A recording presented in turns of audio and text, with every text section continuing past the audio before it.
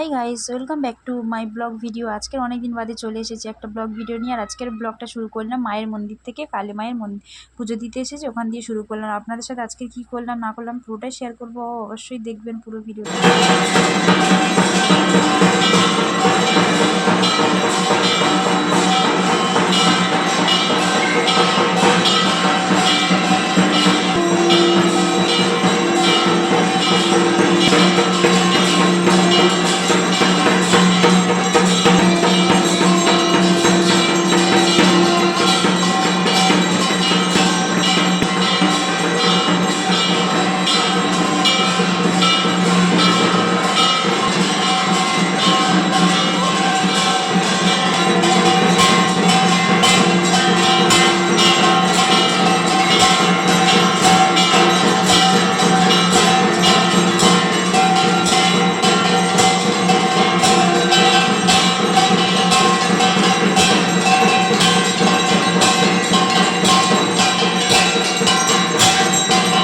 ও মা তারা তোকে ছাড়া মন বসে না আমার, মন বসে না।